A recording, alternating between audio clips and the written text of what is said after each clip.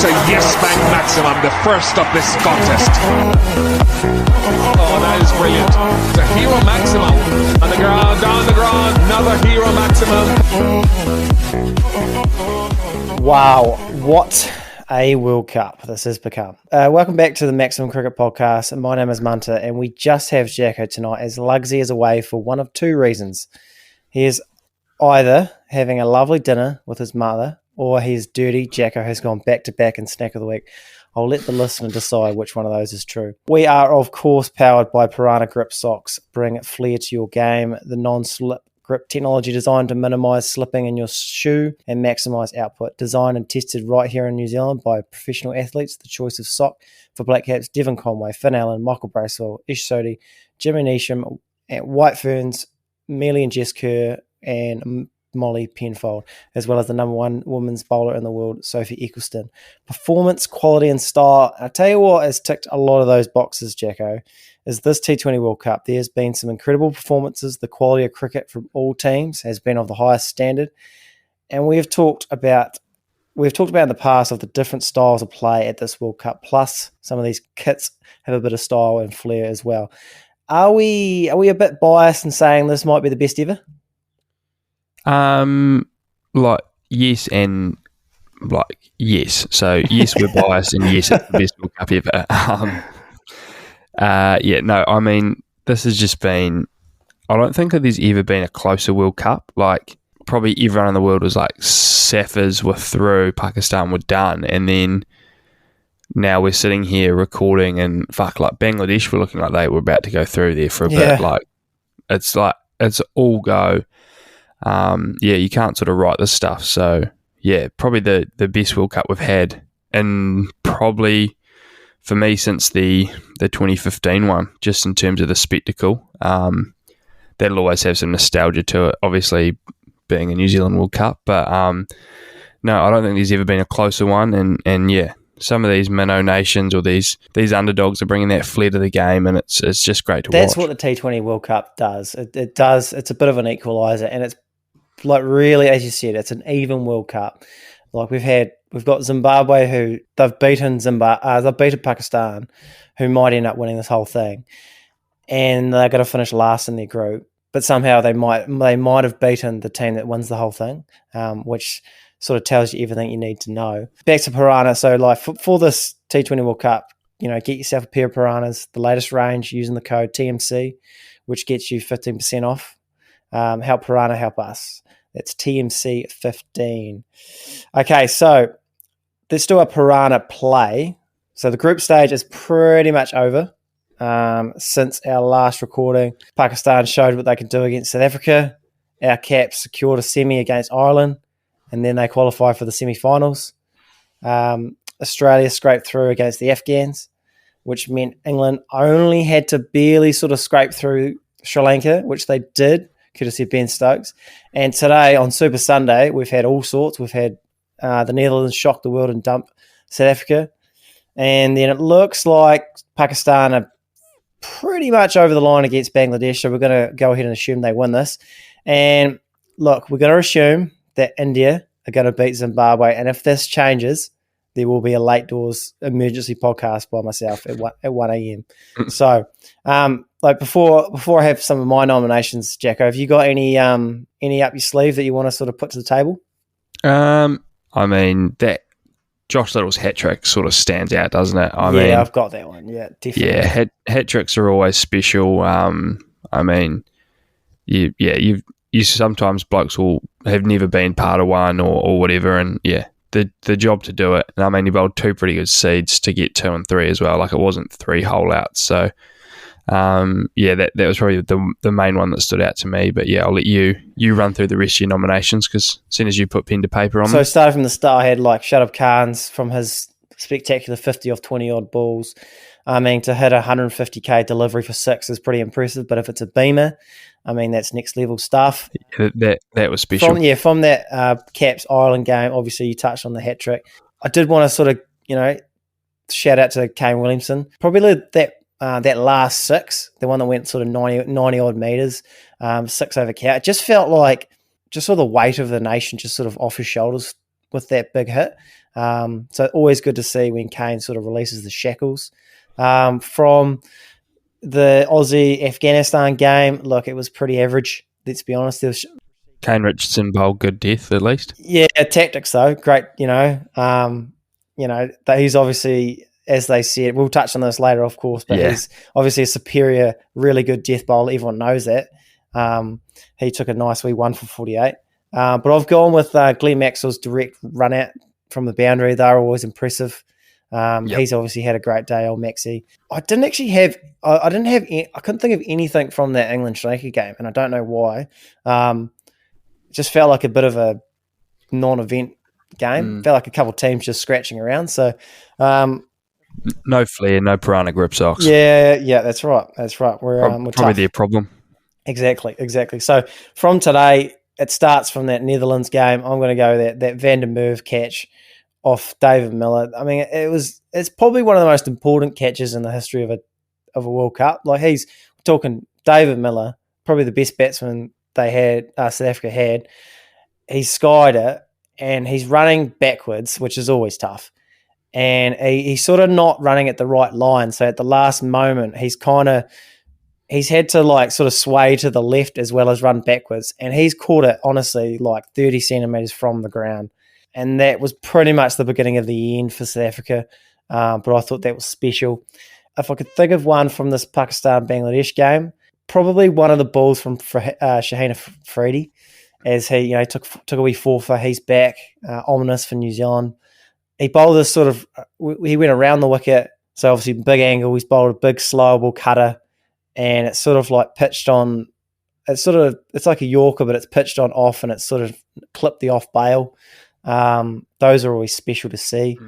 So yeah, of all those, it's probably between the associates, probably the hat trick or that Van der Merwe catch. I'll probably go the Van der Merwe catch. I feel like it's going to go down in history, that one. Yeah, I'll lean with you on that. Like, to take those sort of catches, which are probably, like in international cricket, you'd hope it's above 50-50, but I reckon those sort of catches, you're a 20% chance, sort of at best. And then the way he did it was just spectacular. So, and then the weight of, the Netherlands and Pakistan on his shoulders to snaffle that in, quite magical. Yeah, Van der Merwe will send some piranhas your way. We haven't run that past the boss, but maybe one day. Yeah, we're the street. He's actually had some on just flying. Yeah. That's how he sort of moves so well. He's just sort of, you can't keep his composure, stuck to the ground so well, moves so well across the turf. Just that extra grip. 100%. Heard it here first. Righto, should we start? Let's start wrapping up this group stage. As I said, it's pretty much done. We'll start with Group 1, as it all finished up on Saturday night, as England very nearly bottled it against Sri Lanka. I thought we could just sort of have a look at the teams that are moving on to the semis and talk about where they are now, what's going well, and what could potentially be a flaw for other teams to explore. Because I feel like every team has like some good things going for them, but they also got a few weaknesses. So I think that could be quite interesting. We'll start off with our beloved Caps. First place in Group 1, 7 points. We smashed Australia, got rained out against Afghanistan. We smoked Sri Lanka. We sort of lost by England. We could have won that game, so it was a close game, and then we comfortably took care of Ireland. Jacko, how do you see the Caps sort of positioning, sort of going into the semis? Prime. Really hitting our straps now. Really hitting our straps. No, to be fair, the work that some of the guys are doing, like outside of the big names, like our spinners are starting to bowl really well. Like we don't have that sort of superstar T20 talent as such. Outside maybe Bolt, but like guys are just standing up, doing their jobs. Guys starting to find a bit of form. A little bit concerned about Conway's knock against the Irish, just a little bit. But as we've sort of alluded to earlier, he's probably too good to perform like that all the time. So he'll come right. He's got a scratchy one out of the way, hopefully. I think we're just sort of, we know the team we are. We know what we're going to do. I'm a little bit worried if the ball doesn't swing where we left as a seam bowling attack. Yeah, I think that could maybe be our undoing. Like, I'd hate to just like watch a first over of the semi or the final and like ball one is gun barrel from Southie. It's like, oh, fuck. Yeah, it does feel like conditions aren't the same as what they were at the start of the tournament. Yeah. And that does scare me a little bit. And we'll definitely talk about that when we preview the semis. But yeah, it's a good point you made about there's a lot of people stepping up. And obviously, yes, Conway sort of struggled in that last game, but I think he struggled in that first Tri-Series game against... Yeah, definitely, yeah. And then he just sort of turned it on from there. So I think I agree with you. He's going to come right. He'll be fine. And we've had a good look at Pakistan now as well. Let's not forget that coming out of that Tri-Series. The other thing as well, and you'll probably touch on this, Glenn Phillips might be the best batter in the world at the moment. When you said that we didn't have like the sort of a global superstar, he's probably the first guy that came to mind. As he potentially he could be up next, yeah. Yeah, like the guy that's next, because he's young, he's incredibly explosive. If he could bowl... That footage of his net was unbelievable. Yeah. Did you see that? He's just special, like the way he times the ball.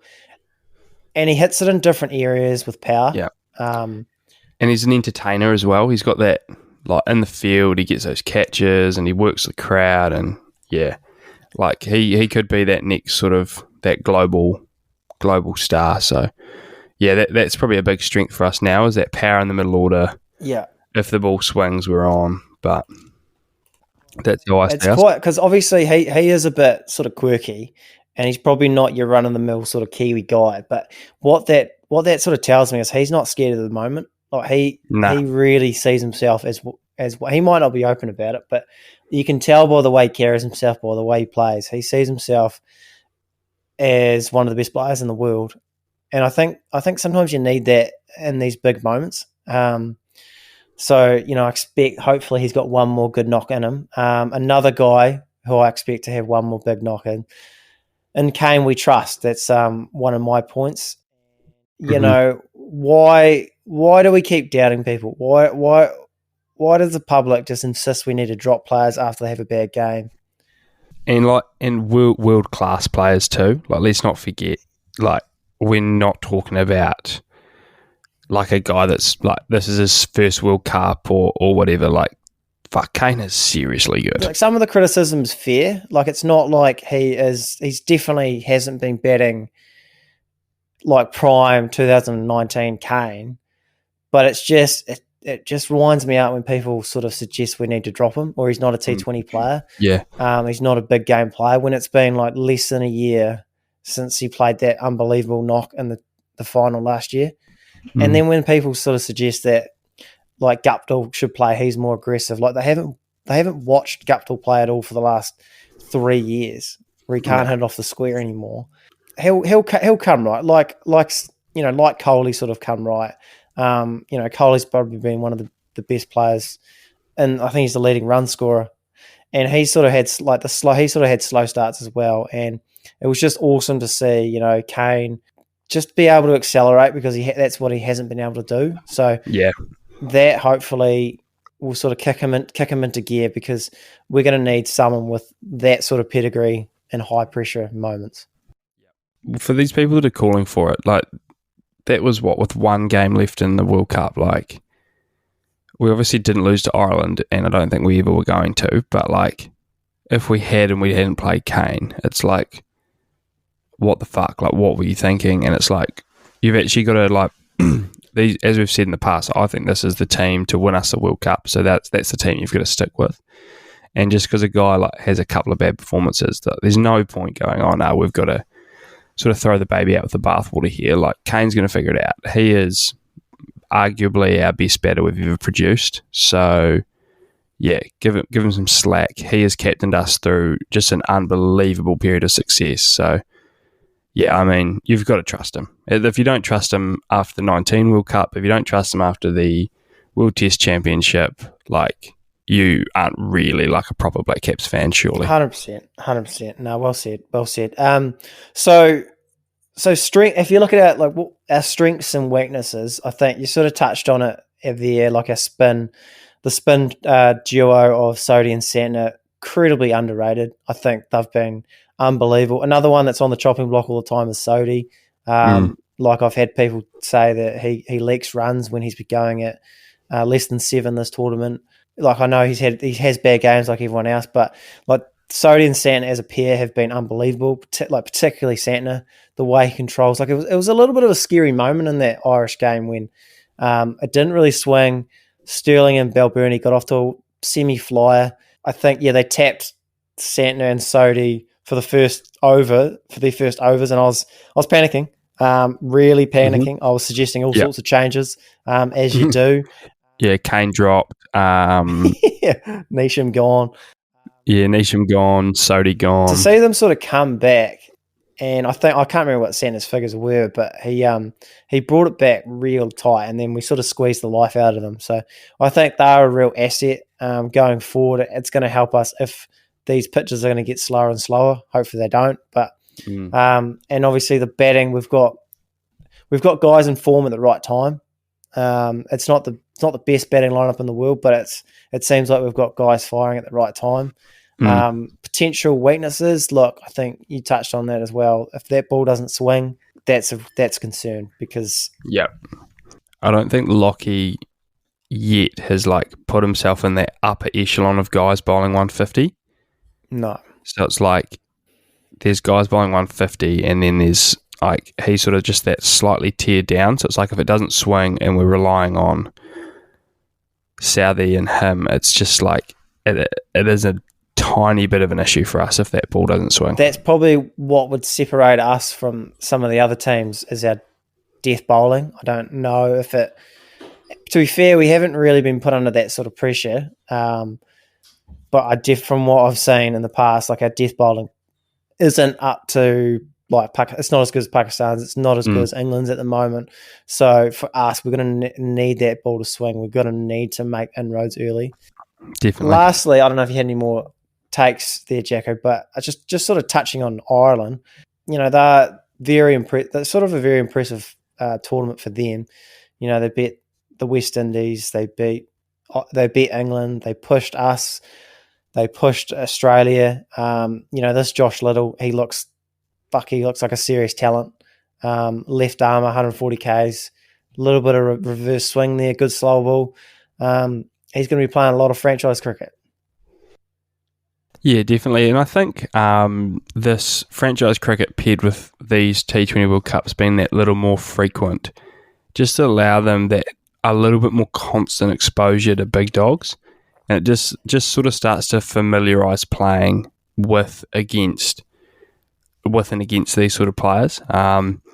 So whereas at World Cups, we'd play Ireland once every 4 years and it's at the World Cup and we dust them, and now it's just starting to become a little bit more habit for them.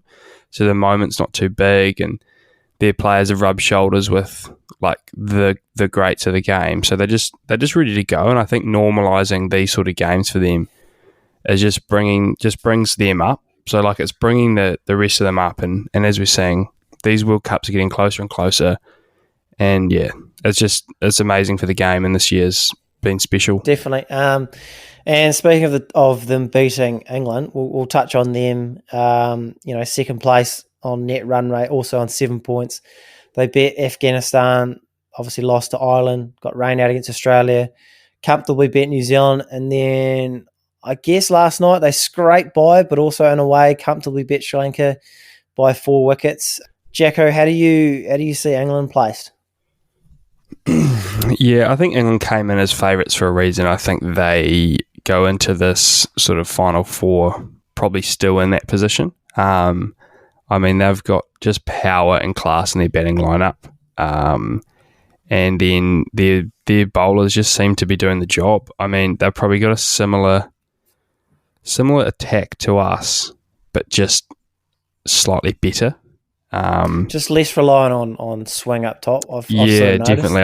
I think Wood's just that little bit better.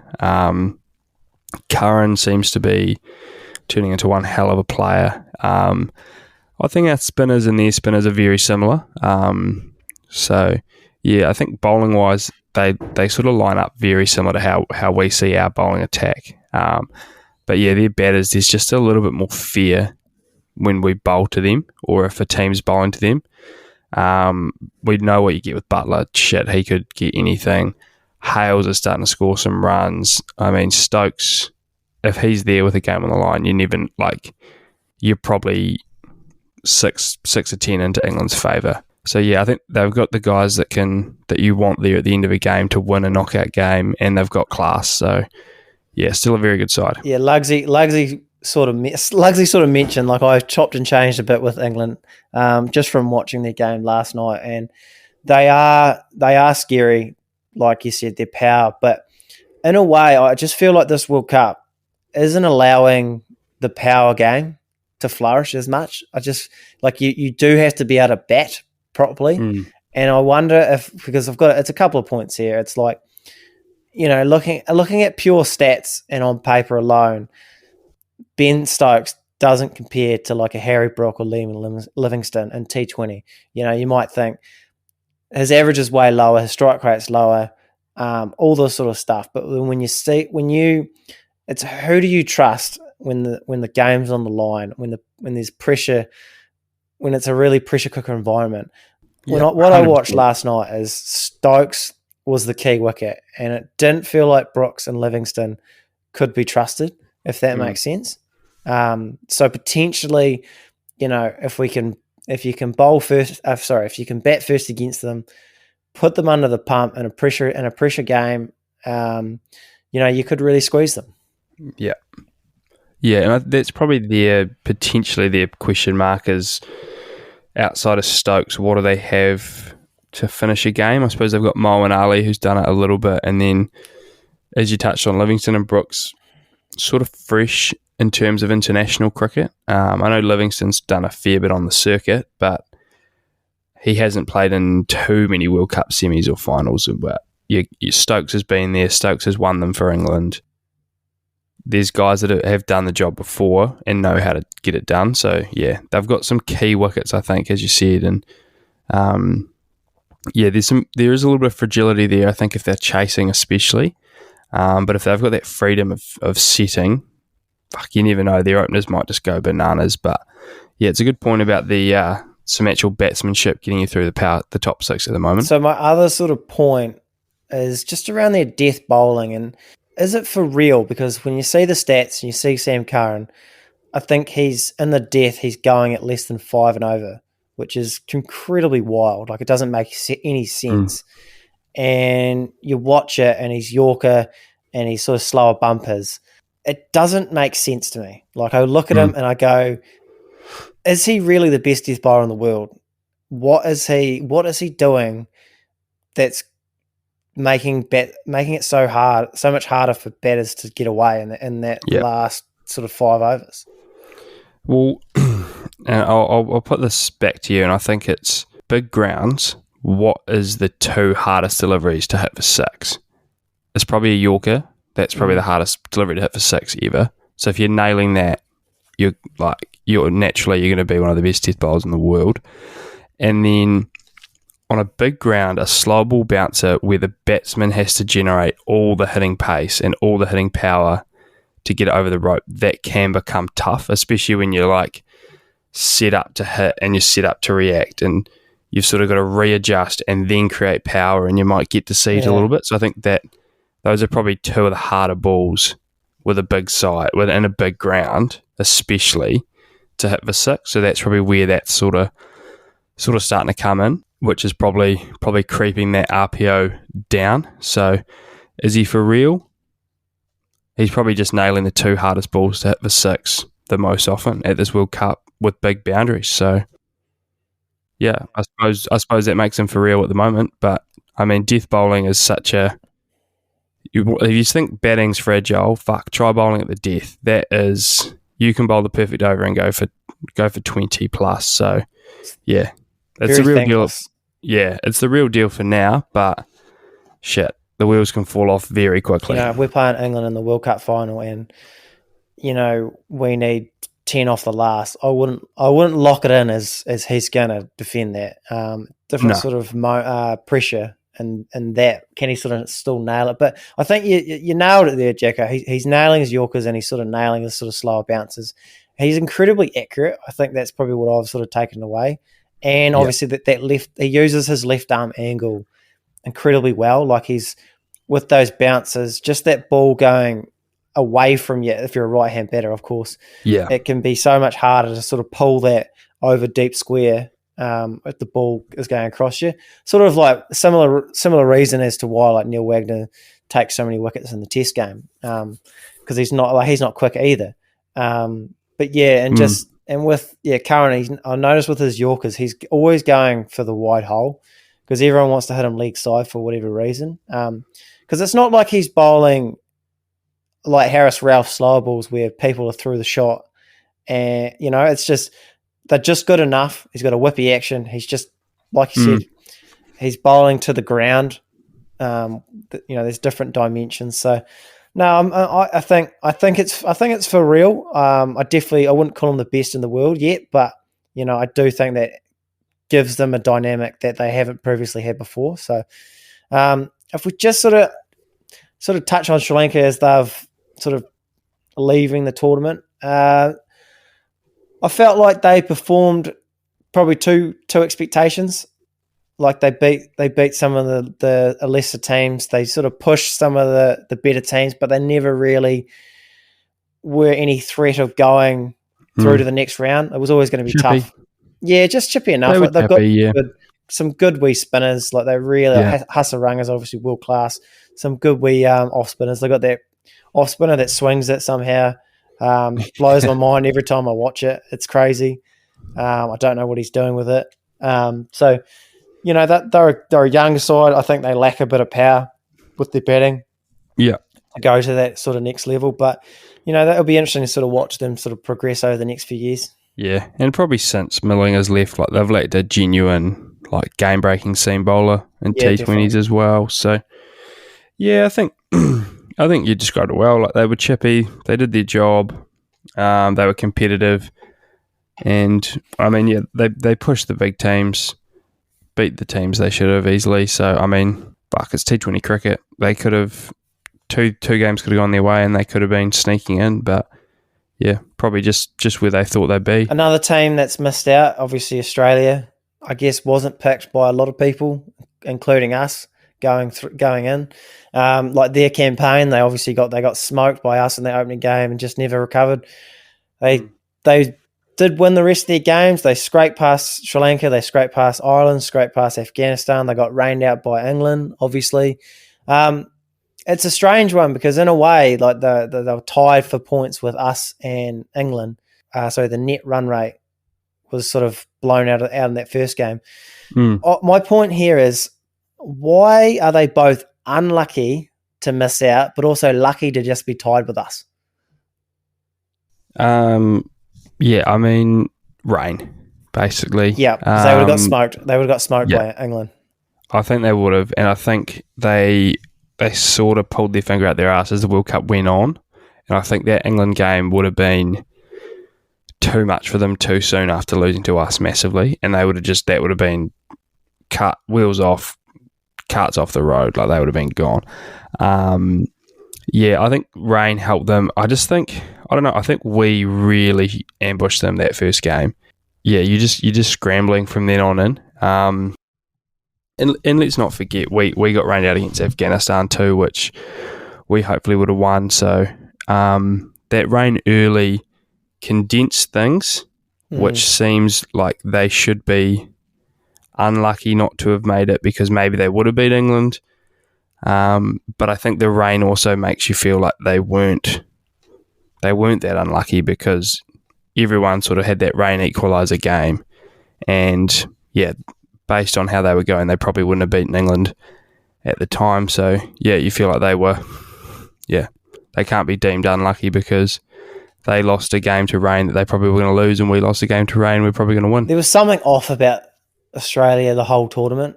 I don't want to. I mean, it was last year a fluke. Do we reckon? Like, do we think that? Can we? They're obviously defending champions. Is it just a case they got hot at the right time? They won all the tosses in Dubai, and they actually weren't. They're actually not a good T20 team. Yeah, well, I mean, T20 cricket's so hard because you could say that about South Africa. Like, Yeah. are they not a good T20 team because they look good for this tournament and then actually they lost to the Netherlands and they were never that good, whereas 2 days ago they were tournament favourites potentially.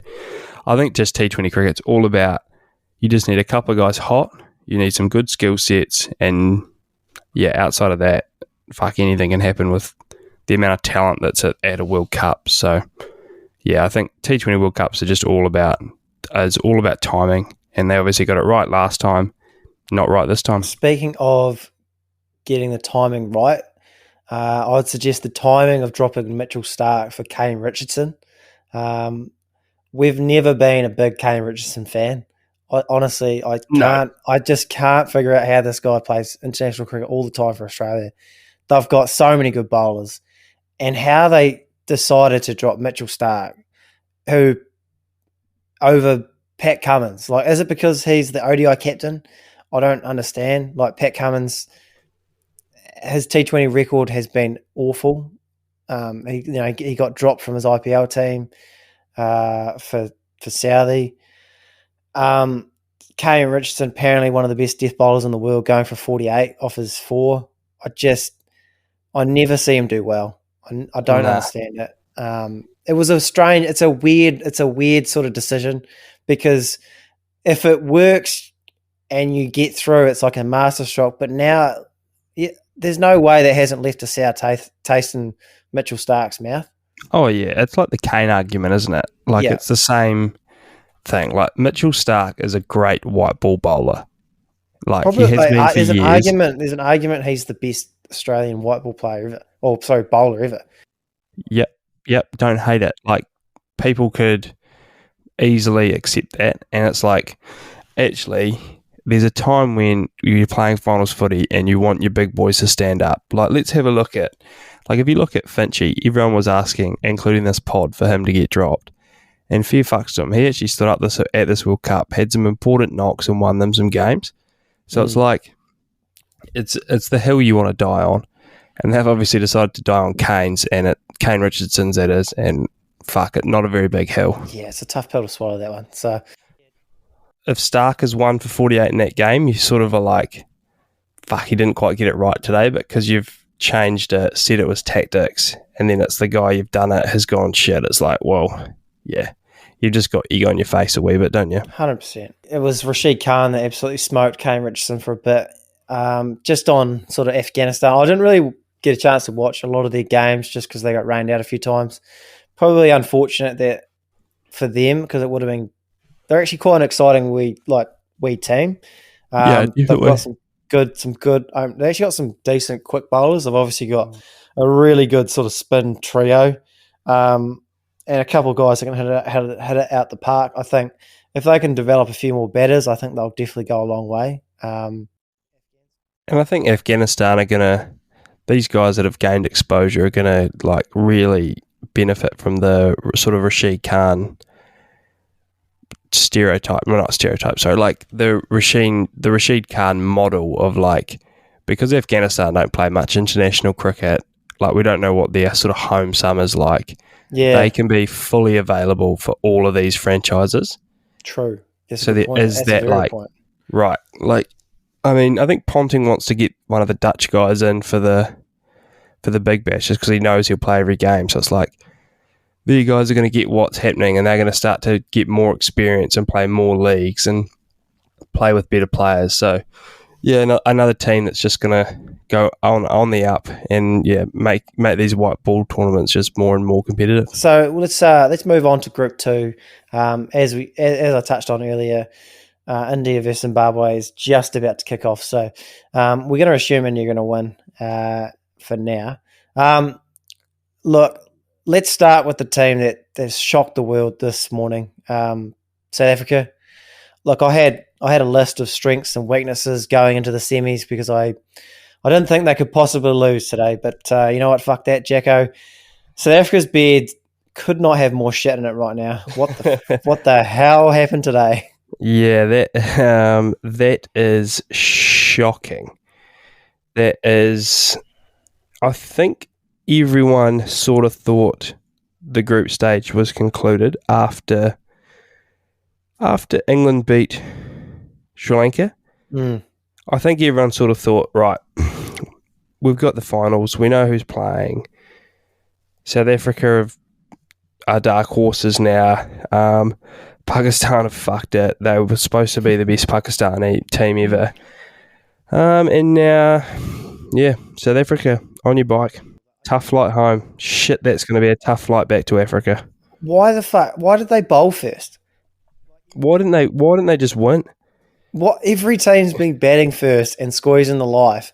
Like there's, teams can't even get a run of ball towards the end of it, and they chose to bowl first. They obviously just thought they're going to.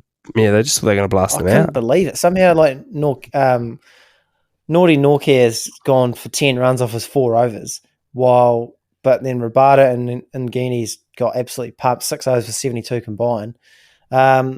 It just didn't have the same sort of sting because it was a slow surface, so they needed spin. It kind of neutralised their awesome pace attack, except for your, obviously, Jacko 11, faithful Norcair. It's a strange one. He might be the best T20 bowler at the moment, just quietly, but... I think it's a conversation. That's for another day. That's for a Dream 11 Super Smash review. Yeah, well, he's probably been definitely the most consistent bowler. Yeah. I don't think there's been a game where he's taken any tap. No. Unfortunately, we won't see how he's going in the semis. We won't find out if he's a big game player or not. I just don't know. What is it about? What is it about South Africa? They've never made a World Cup final. How did they fuck that up? I don't know how. Shit. I'm in shock. I was in shock. I was just like, honestly, it was just like, okay, like this guy will win it. This guy will win it. It just seemed like they thought they were through, and it seemed like they thought they were just showing up, beating the Netherlands, and playing in the semi-final. Well, I had them. The last time we recorded was obviously before they were playing Pakistan, and they'd just beaten India. Really looked unbelievable. I had them going to the final. I was like, they're going to finish top. They're going to finish top of the pool. They're going to play New Zealand in the final, and it's going to be a coin flip because they scare me. Their bowling scares me.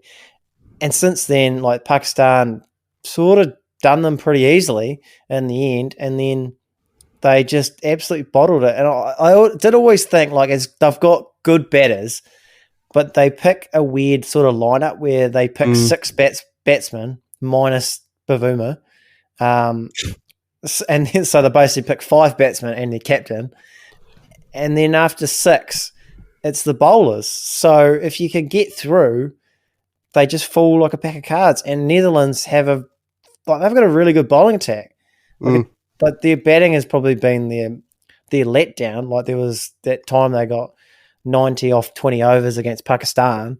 Their batting has probably been a little bit on the average side, but for them to get 158, it's probably one of the highest scores of the tournament. They've actually got a really good bowling unit, and they squeezed the absolute life out of them. Once Miller was out, that was pretty much the game. Yeah, and I mean, we've touched on the catch already, but I'm in shock, to be honest with you. And I think, as you said, I mean, your strengths and weaknesses are outlined. Batting is thin, and I think that's really what's just shot them in the foot here in this game. They just didn't have enough guys there to see them home when they needed it. As you said, you want to talk about guys. If you want a guy at the crease to win you a must-win game, Miller's probably the only name outside of Russo and de Kock who I'd say is a guy. Yeah, maybe Markram. But yeah, I mean, they just weren't up for it. And since our last pod, they've lost 2 pretty easy games, and yeah, on your bike. Thanks for coming. And the team that's sort of opened the door for is Pakistan, who somehow they've lost their first 2 games to India and Zimbabwe. Everyone thought they were gone. They scraped past the Netherlands. Who else they play? And then beat South Africa, and then they've just tuned up Bangladesh. Pretty comfortably. And so they've lost 2 games, but I couldn't be more scared of them in a knockout format. No, Do you think is it weird that I still see them as potentially the best team in this tournament? no, not at all. And I think you've sort of what we've seen from them when they play their winning cricket is they have got an electric pace attack.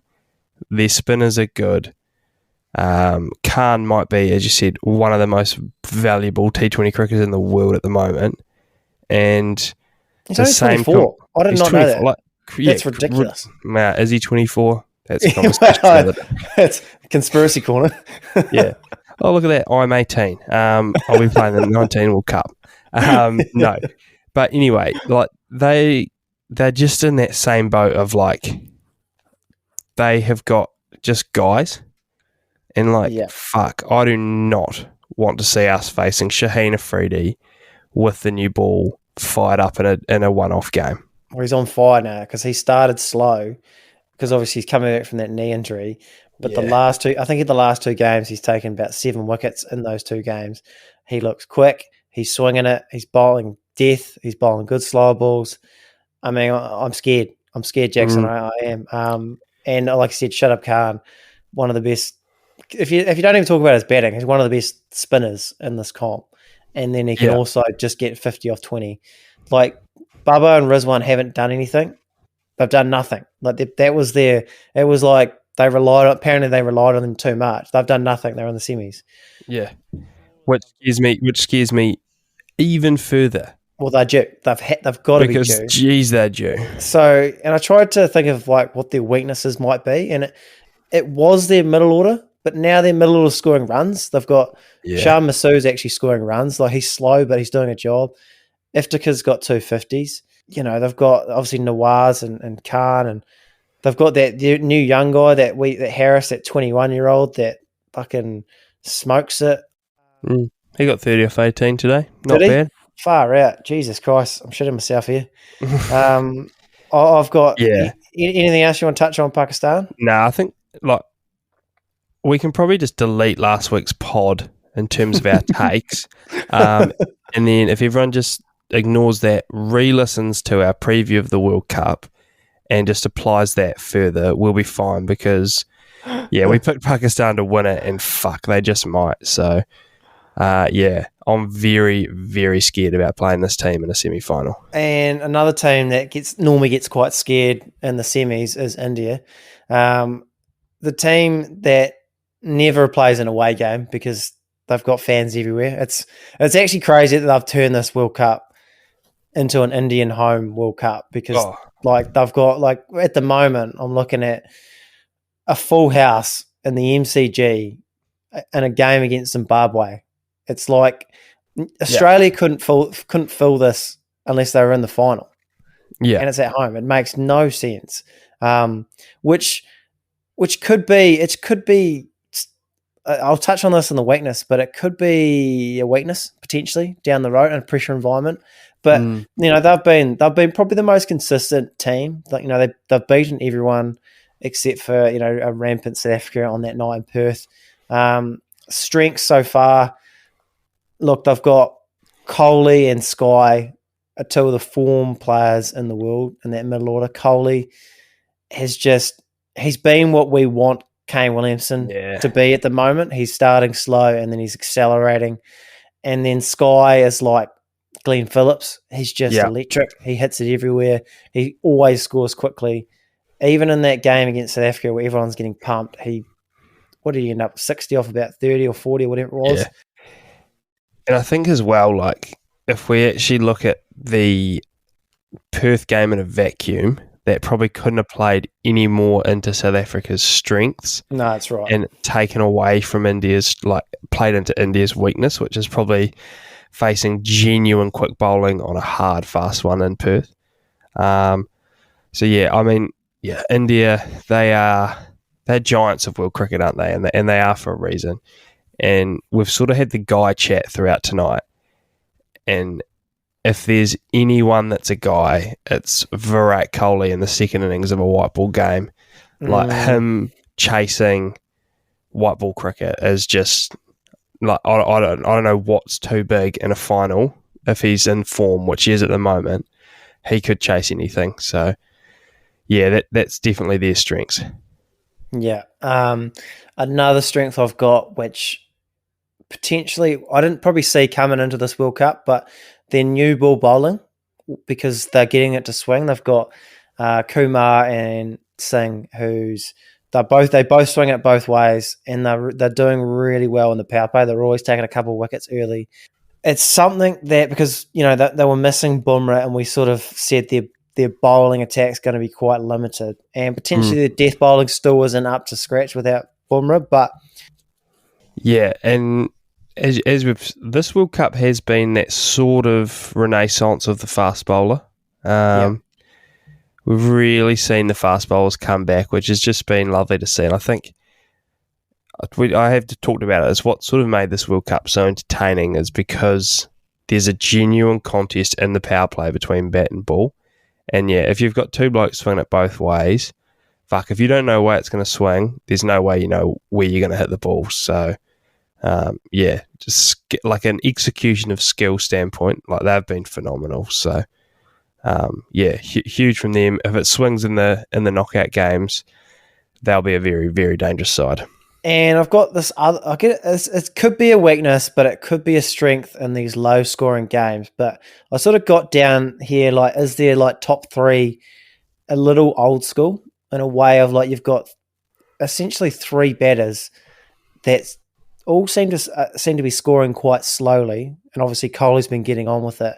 KO Rahul hasn't, and Rohit Sharma actually one of the few captains. Actually, he's one of the few captains that's not under pressure, even though he's not scoring runs either. But in a way, the more I think about it, in a pressure environment, you got three experienced guys that are Test cricketers. They know how to bat in pressure cooker environments. That might actually be a strength in these moments. Yeah, definitely. And I mean, and that's the thing. I think finals footy is like, that's where your veterans stand up. Like, guys that have seen it all, they've played their 100 games plus. Like, outside of like genuine generational talent, it isn't young guys in their first World Cup winning you these knockout games. So yeah, I mean, she said maybe they're a touch old school, but maybe that's what you need at this World Cup, especially if the ball's swinging and it takes that extra level of skill and experience to get through that and produce against that. So yeah, it might be just the recipe based off of what we've seen. Yep, definitely. And I guess probably the biggest weakness is potentially just playing for India and performing under pressure, because for whatever reason they've struggled in the knockout format of the comp. They've consistently been the best, probably the best white ball. If it's them in England, white ball teams, ODIs and one and sort of T20 cricket, but they consistently sort of fall flat in these big pressure cooker environments. Maybe it's because they're feeling the weight of the nation. I'm not sure, but if they can sort of find a way to unleash those shackles, they will reach their potential. But if not, this World Cup could get very interesting because the pressure's only going to increase. I tell you what, if they don't win this World Cup, next year's One Day World Cup could be all sorts of pressure on them, just quietly. Yeah. At home, especially. I mean, it's just, I suppose it's the nature of cricket, isn't it? If you're good enough to be there all the time, you're probably going to be losing more World Cups than you're winning, regardless of actually if you're like a good side or not. It's the LeBron argument. Argument. He's always there. Like, you've just got to respect that they're always there. And because they are, it's like, they haven't won one. But, like, shit, no one else is there as often as they are. So, Apart from us. Yeah, we're a dynasty. We're a buzzsaw. So, teams and India just run into us a fair bit. But, yeah, I mean, it's just one of those things, isn't it? It's like, if you're there, you're playing either another powerhouse team or a team of destiny. So it's like, it's going to be a coin toss in knockout cricket, especially most of the time it's in foreign conditions for everyone. So it's that sort of home conditions is taken out of it as well. So, yeah, I mean, as you said, every one you don't win is another monkey on the back. But fuck, just having your ticket there, you've got to be doing something right. So, yeah, it's a very double-edged sword. The LeBron argument's perfect for it, actually. Are you ready to make some predictions for these semis and finals? Because obviously it's looking like India will be top qualifier with Pakistan coming in second. And in Group 1, you'll have New Zealand top qualifier with England number 2. So that will mean New Zealand will play Pakistan, and England will India will play England. I mean, that is 2 incredibly exciting games. Now, at the start, do you remember all your picks, Jacko? Because at the start, I think I went England Pakistan final with England to win, and then the last time we did it, I had New Zealand South Africa. R.I.P. Yeah, we're deleting that. Producer Gav, just remove those from all formats, please. Oh, yeah, the internet never forgets. So for this, I tell you what, Pakistan, they just worry me. I just feel like that, but I don't remember beating them in an ICC event since Ross Taylor's birthday. When Shell Baxter was going the distance, they worry me. I'm worried that the ball isn't swinging like it was. I know I'm happy that the match is in Sydney. We've played 2 games there, so potentially it swung the last 2 times we played there. So maybe we'll do it again. I hope that. So if it swings, I think we'll win. If it doesn't, I think it's Pakistan's tournament. I think they're going to go all the way. Yeah, so I think if it swings, New Zealand goes all the way, and they're going to play England in the final, and we're going to beat England. And then if it doesn't swing, then Pakistan will get through and they'll beat England. Yeah. So I think my first prediction was Pakistan over England in the final. I think I had Pakistan beating Aussie, England beating India, and then Pakistan winning it. Last week, I think I had us beating England in the final, which both my finals are still in play, and I think England will beat India. I just got a feeling. I think they might, but yeah, I think it's as you said, it's a coin toss to see if it swings for us in the semi, because I think Pakistan's bowlers, if it's not swinging, are superior to ours, which scares me massively, and it scares me how due Bubba is. Really worried. But in saying that, we're playing some good cricket, so I'll back us. And I will back England as well, and I will go New Zealand over England in the final. Beautiful. We'll just assume that Lugsy is agreeing with all of that. Anything else you want to touch on there, Jacko? No, I don't think so. I think we've pretty well covered it. Tough to do that stuff we talked about for the drafted team without Crom here. So, no, I think that's well covered.